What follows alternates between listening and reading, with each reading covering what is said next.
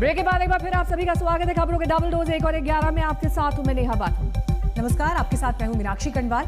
और बात एक बार फिर करते हैं बंगाल की, क्योंकि वहां पर सीबीआई के एक्शन के बाद सियासी बवाल खड़ा हो गया है, क्योंकि टीएमसी ने यह आरोप लगाया है कि बीजेपी सीबीआई का इस्तेमाल उनके खिलाफ कर रही है। स्पीकर ने कहा बिना इजाजत के गिरफ्तारी कैसे हो सकती है, तो ममता बनर्जी सीबीआई दफ्तर पहुंच गई और उन्होंने सीधे सीधे ये कह दिया कि अगर आप टीएमसी के नेताओं को गिरफ्तार करते हैं तो फिर मैं भी गिरफ्तारी दूंगी, मुझे भी अरेस्ट करिए।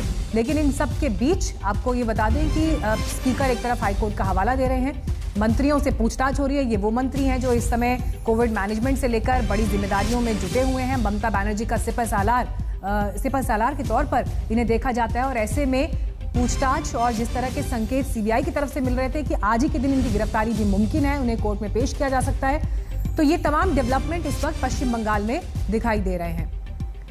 अनुपम मिश्रा हमारे संवाददाता इस वक्त तमाम जानकारी के साथ हमारे साथ जुड़ गए हैं सीधे कोलकाता से। अनुपम, ये जो चेंज ऑफ इवेंट सुबह 6:30 बजे से हो रहा है, लगातार वहां पर सियासत तेज होती जा रही है। ममता बनर्जी का यहां तक कहना कि मैं भी गिरफ्तारी दूंगी बहुत बड़े सियासी भूचाल की ओर इशारा करता है। बिल्कुल अभूतपूर्व है इस तरह का डेवलपमेंट। टकराव पहले भी होता रहा है, लेकिन ये पहला मौका है जब ममता बनर्जी सीधे सीबीआई दफ्तर पहुंच गई हैं। मैं ममता बनर्जी की गाड़ी सबसे पहले आपको दिखाता हूं। ये है ममता बनर्जी की गाड़ी, जिस गाड़ी में ममता बनर्जी यहां पहुंची। ठीक सीबीआई दफ्तर का जो मुख्य गेट है उसके सामने ये गाड़ी लगी हुई है और ये निज़ाम पैलेस है जिसके 14 तल्ले पर 14th फ्लोर पे इस वक्त सीबीआई का जो दफ्तर है उसके ठीक सामने ममता बनर्जी बैठी हुई हैं। उन्होंने साफ तौर पर कह दिया है कि राज्य सरकार की इजाज़त के बगैर, कोर्ट की इजाजत के बगैर इस तरह गिरफ्तारी नहीं हो सकती है। अगर इनको गिरफ्तार किया गया है तो हमें भी गिरफ्तार किया जाए। और ये एक चरम सियासी संकट की ओर इशारा कर रहा है जब राज्य की मुख्यमंत्री केंद्रीय एजेंसी के दफ्तर पहुंच जाती हैं, वहां पर बैठ जाती हैं और कहती हैं कि मुझे गिरफ्तार किया जाए। तो इससे पहले भी टकराव हुआ है। जब हमने देखा, जब अभिषेक बनर्जी के घर सीबीआई की टीम पहुंची थी कोयला घोटाला मामले में पूछताछ करने के लिए उनकी पत्नी से, तब भी ममता बनर्जी वहां पहुंच गई थी। इससे पहले राजीव कुमार जो कोलकाता पुलिस कमिश्नर थे, उनको गिरफ्तार करने जब सीबीआई की टीम उनके घर पहुंची राजीव कुमार के, तब भी ममता बनर्जी धरने पर बैठ गई थी। कई दिनों तक धरने पर बैठी रही थी वो। इससे पहले नवान्नों में भी उन्होंने एक दफा धरना दिया था। तो ये टकराव की स्थिति पिछले 4-5 सालों से हम देख रहे हैं लगातार केंद्र सरकार के साथ ममता बनर्जी की। लेकिन ये जो पड़ाव है, ये पड़ाव बहुत आगे तक जा रहा है और सियासी संकट, ये बड़ा सियासी संकट है। एक तरह से गणतांत्रिक संकट भी हम कह सकते हैं कि जहां एकदम सीधे तौर पर केंद्र सरकार के साथ राज्य सरकार का संघर्ष चरम पर है, जहां पर राज्य की मुख्यमंत्री केंद्रीय एजेंसी के दफ्तर पहुंचती हैं, कहती हैं जिन चारों को गिरफ्तार किया गया है वो गिरफ्तार नहीं किया जा सकता है और मुझे भी गिरफ्तार किया जाए। तो दोपहर होने का वक्त है। गिरफ्तारी के बाद चार्जशीट आज ही पेश करनी है सीबीआई को। जो सीबीआई दफ्तर से हमने जब बात की आखिरी बार तो उन्होंने कहा कि आज ही चार्जशीट पेश की जाएगी नारदा टेप मामले में। आज ही इन चारों को कोर्ट भी ले जाया जाएगा, जो बैंक्शल कोर्ट है, जहां पर स्पेशल कोर्ट है सीबीआई का कोलकाता में, वहां पर। लेकिन जैसे जैसे दिन आगे जा रहा है, जो इवेंट्स हैं वो लगातार बदल रहे हैं और ममता बनर्जी का यहां पहुंचना अपने आप में अभूतपूर्व है। इसके बाद क्या होता है ये सबकी अपेक्षाएं हैं। ममता बनर्जी 14 तल्ले से नीचे उतरेंगी या क्या करेंगी, वो धरने पर बैठेंगी, अभी समझना मुश्किल हो रहा है। बिल्कुल, आप नज़र भी इस पर बनाए रखें। जिस तरह के भी डेवलपमेंट होंगे आपसे हम अपडेट इस पर लगातार ले ही रहे हैं। लेकिन अनुपम, ये भी समझाइए आप एक बार, हमने कुछ देर पहले जब बाबुल सुप्रियो से बात की तो उनका ये कहना था कि कोर्ट के आदेश पर ये सब हो रहा है। बीजेपी पर जो आरोप टीएमसी लगा रही है वो आरोप सही नहीं है और अगर कुछ गलत नहीं किया तो फिर पूछताछ से, सीबीआई के इन्वेस्टिगेशन से डर किस बात का है। तो दूसरे पक्ष का भी ये दावा है कि ममता बनर्जी क्यों सीबीआई के इन्वेस्टिगेशन में इस तरह का दखल डाल रही हैं। लेकिन इन सबके बीच क्या अधिकार सीबीआई के पास कानूनी तौर पर हैं और आज के दिन में आगे क्या हो सकता है गिरफ्तारी को लेकर? जी देखिए जो मुख्य विवाद हुआ है इन चारों की गिरफ्तारी के बाद से हुआ है और इन चारों की गिरफ्तारी जो हुई है वो स्पेशल परमिशन ली गई है सीबीआई की ओर से, वो भी राज्यपाल की तरफ से। कुछ दिनों पहले जनवरी महीने में सीबीआई ने प्रोसिक्यूशन के लिए राज्यपाल से इजाज़त मांगी थी, जिस इजाज़त को राज्यपाल ने कुछ दिनों पहले ही, एक हफ्ता पहले सीबीआई को इजाज़त दी और तभी से समझ में आ रहा था कि इस नारदा मामले में तेज़ी आएगी और तेज़ी के बाद ये काम हुआ है। हालांकि जो सवाल सीबीआई की तरफ उठ उठ रहा है टीएमसी की ओर से वो ये है कि मुकुल रॉय और शुभेंदु अधिकारी भी इस मामले में शामिल थे, तो उन पर क्यों नहीं इस तरह की कार्रवाई की जा रही है। इस तरह घर से उठाना बिना नोटिस के, बिना राज्य सरकार की अनुमति से कितना जायज़ है, इस पर भी कानूनी विवाद तो ये है ही, कानूनी पेंच का मामला भी है। यहाँ पर आरोप प्रत्यारोप दोनों ओर से लगाए जा रहे हैं, फिलहाल वो भी चल रहा है। अनुपम, साथ ही एक तरह की छटपटाहट भी ममता बनर्जी की दिखाई देती है। पहले भी वो इसी तरह से धरना दे चुकी हैं सीबीआई की कार्रवाई के खिलाफ। उनका ये कहना है कि हमेशा की तरह इस बार भी वैसे ही बदले की कार्रवाई सीबीआई कर रही है। काफी ज्यादा पावर्स होती है एक सीएम के पास, लेकिन सीबीआई के आगे कहीं ना कहीं बेबस दिखाई देती है ममता बनर्जी, क्योंकि सीबीआई तो केंद्र के अंडर आता है। देखिए, सीबीआई के साथ विवाद ये पहला नहीं है, टकराव ये पहला नहीं है। इससे पहले कई बार टकराव हो चुका है और जब भी टकराव हुआ है टीएमसी की ओर से बार बार ये कहा गया है कि सीबीआई दफ्तर प्रधानमंत्री या बीजेपी के नेताओं के इशारे पर काम कर रहा है, चाहे वो नारदा मामला हो, चाहे वो शारदा मामला हो।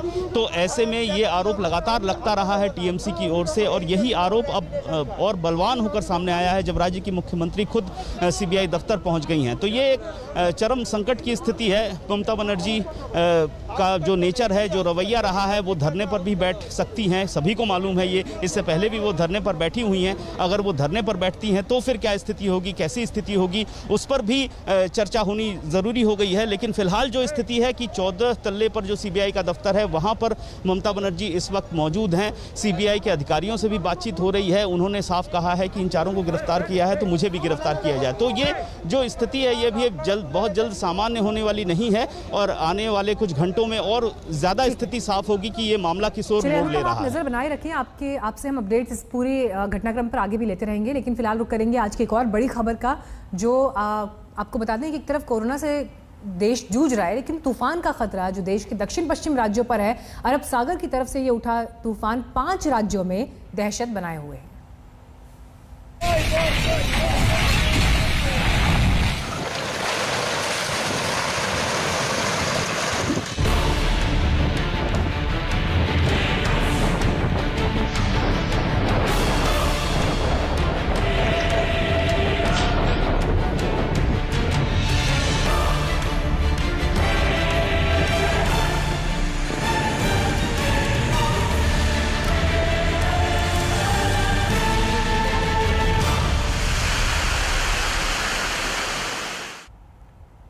इस तूफान की वजह से आंधी और तेज बारिश से तबाही का मंजर दिख रहा है। अब तक तूफान से सैकड़ों घर तबाह हो चुके हैं, सैकड़ों पेड़ धराशायी हो चुके हैं, 8 लोगों की जान तक जा चुकी है। 6 तस्वीरें अपने आप में बयां कर रही हैं कि किस तरीके से भारी तबाही ये तूफान लेकर आया है। कई तटीय इलाकों में इस वक्त हाई अलर्ट जारी कर दिया गया है। हाई टाइड की आशंका जताई गई है। तटीय इलाकों पर बसने वाले लोगों को सुरक्षित जगहों पर पहुंचाया गया है, और उन जगहों पर जहां पर कोविड सेंटर थे उन्हें भी सख्त हिदायत दी गई है कि तमाम एहतियातन इंतजाम कर लिए जाएं, क्योंकि बिजली जा सकती है, ऐसे में ऑक्सीजन सप्लाई प्रभावित हो सकती है। इन तमाम बातों के मद्देनजर अलर्ट रहना बेहद जरूरी है। और किस तरीके से तूफान आगे की ओर बढ़ रहा है ये हमने आपको दिखाया है। इसके जल्द गुजरात पहुंचने के आसार हैं। मुंबई में इसका असर दिखना शुरू हो चुका है, वहां पर तेज हवाएं चल रही हैं, बारिश भी हो रही है। ये वो 6 इलाके हम आपको दिखा रहे हैं जहां पर ये तूफान गुजर रहा है।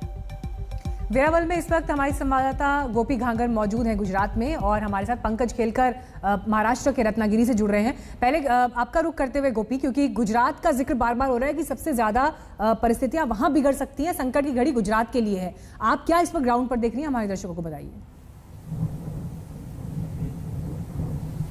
बिल्कुल मीनाक्षी, मैं आपको बता दूं कि पूरे इलाके को खाली करवा दिया गया है। इस वक्त हम मौजूद है वेरावल के जाडेश्वर इलाके में, और यहाँ पे आपको दिखाती हूँ जो समुद्र का किनारा है काफी रफ हो चुका है। यहाँ पे तूफान, ऊंची ऊंची लहरें उठ रही है समुद्र के अंदर, और लगातार जो मछुआरे यहाँ पे रहते हैं उन लोगों को यहाँ से खाली करवा के दूसरी जगह पर शिफ्ट किया गया है। पुलिस यहाँ पे पहुंची थी। पुलिस ने सभी लोगों को यहाँ पे सुरक्षित स्थानों पे पहुंचाने के लिए कन्विंस किया। उसके बाद यहाँ से जो लोग हैं वो सुरक्षित स्थानों पे यहाँ पे इससे निकल चुके हैं। फिलहाल आप देख सकते हैं जो बोट है, बोट के साथ साथ जो यहाँ पे लहरें हैं, काफी ऊंची ऊंची लहरें भी उठ रही है और जो मछुआरे हैं वो यहाँ से जाना नहीं चाहते थे क्योंकि उनकी बोट जो है वो सारी यहाँ पे है, तो वो कहीं ना कहीं इसे छोड़ के नहीं जाना चाहते। लेकिन अगर गुजरात की बात करें तो वेरावल के अलावा पोरबंदर, द्वारिका और साथ में दीव, ये जो जगह है जहां से साइक्लोन का जो असर है वो सबसे ज्यादा दिखाई देगा। इसके बाद वो उत्तर की ओर आगे बढ़ेगा और उत्तर की ओर जो जूनागढ़ और मोरबी का इलाका है वहां पे इसका सबसे ज्यादा असर देखने मिलेगा। तो वैसे में जो कोविड की गाइडलाइन है, कोविड को लेकर भी काफी सारे प्रिकॉशन लिए गए हैं। जो अस्पताल है वहां पे जेनसेट रखे गए हैं, ऑक्सीजन जो है वो 24 घंटे के लिए जो स्पेयर ऑक्सीजन है उसी की इंतजाम किए गए हैं। साथ ही जो बिजली विभाग है उसकी करीब 350 जितनी जो टीम है उसे इन 14 डिस्ट्रिक्ट जो कि कोस्टल डिस्ट्रिक्ट्स है वहां पे डिप्लॉय किया गया है ताकि अगर बिजली गुल होती है तो बिजली को जल्दी से जल्दी रिस्टोर किया जाए। सारे प्रिकॉशंस लिए गए हैं। साथ ही जो समुंदर है, समुंदर में आपको ऊंची लहरें भी हम दिखाएंगे। गोपी लौटेंगे आपके पास। पंकज खेलकर भी हमारे साथ जुड़े हुए हैं और साहिल जोशी भी मुंबई से जुड़ गए हैं। पंकज, सबसे पहले आपका रुख करते हुए, जहां पर आप मौजूद हैं वहां पर तूफान का कितना असर इस वक्त देख पा रहे हैं आप? देखिए, ये इलाका है रत्नागिरी जिले का। साहिल जोशी हमारे साथ जुड़े हुए हैं। साहिल, तस्वीरें आप दिखाना चाह रहे हैं?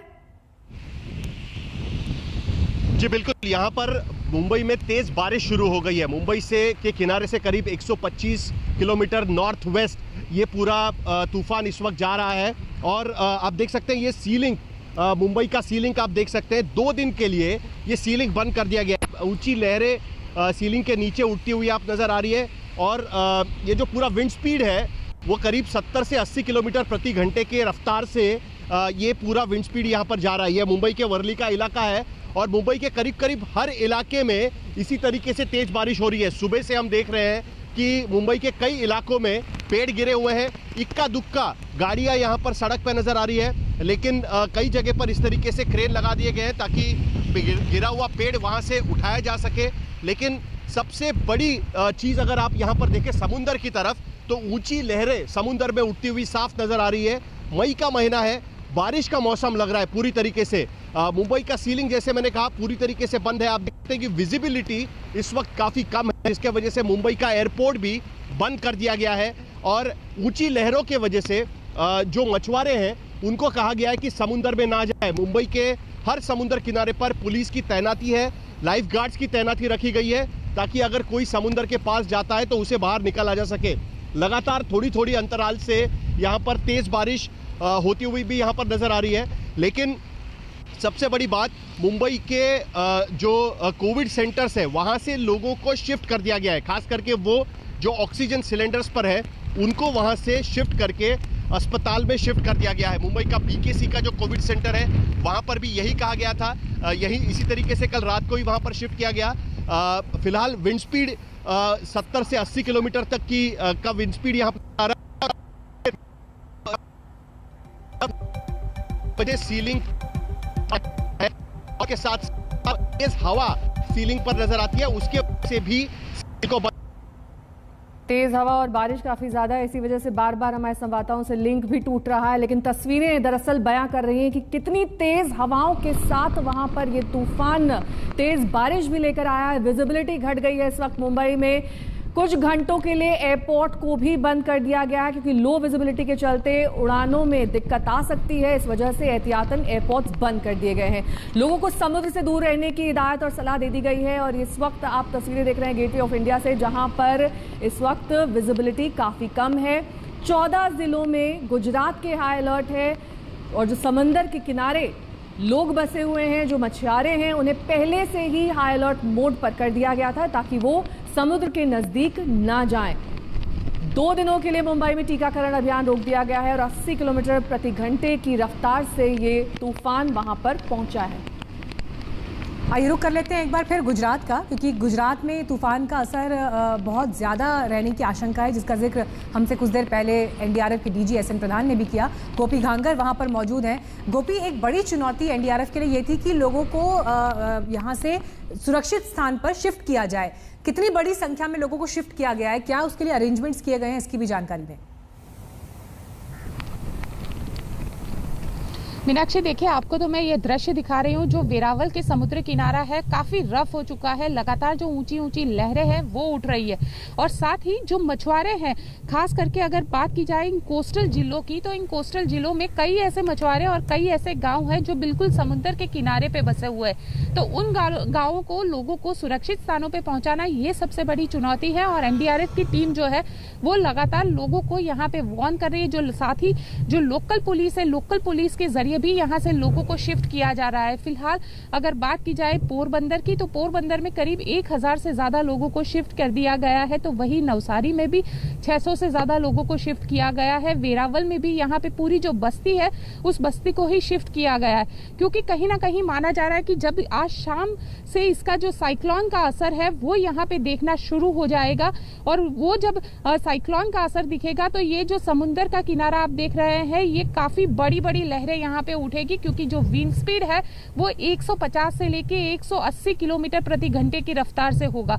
तो ये काफी खतरनाक रहेगा लोगों के लिए जो किनारों पे बसे हुए हैं। तो वैसे जो गांव है, वैसे जो इलाके हैं, उसे खाली करवाया जा रहा है। साथ ही लगातार जो कोविड अस्पताल है उसके लिए भी कई सारे प्रिकॉशन लिए गए हैं। नजर बनाए रखिएगा, अपना ख्याल रखिएगा, क्योंकि जिस जगह पर आप मौजूद हैं वहां पे अगले कुछ घंटों में ये तूफान पहुंच सकता है। गुजरात से गोवा तक, केरल से कर्नाटक तक और महाराष्ट्र से लक्षद्वीप तक हर जगह तूफान की पल पल की अपडेट हम आपके लिए पहुंचाने के लिए तैनात हैं। केदारनाथ धाम के कपाट आज सुबह खोल दिए गए हैं। प्रधानमंत्री नरेंद्र मोदी के नाम से रुद्राभिषेक के साथ कपाट खोले गए और इस मौके पर कोरोना प्रोटोकॉल का पालन किया गया। पूजा अर्चना में कम लोगों ने ही हिस्सा लिया। कपाट खोलने की प्रक्रिया सुबह 3 बजे शुरू हुई। मुख्य पुजारी, देवस्थानम बोर्ड के अपर मुख्य कार्यकारी अधिकारी और रुद्रप्रयाग जिलाधिकारी मनोज गोयल ने पूरब द्वार से मंदिर के मुख्य प्रांगण में प्रवेश किया। इससे पहले आपको ये भी बता दें कि अब कल बद्रीनाथ धाम के कपाट भी खुल जाएंगे।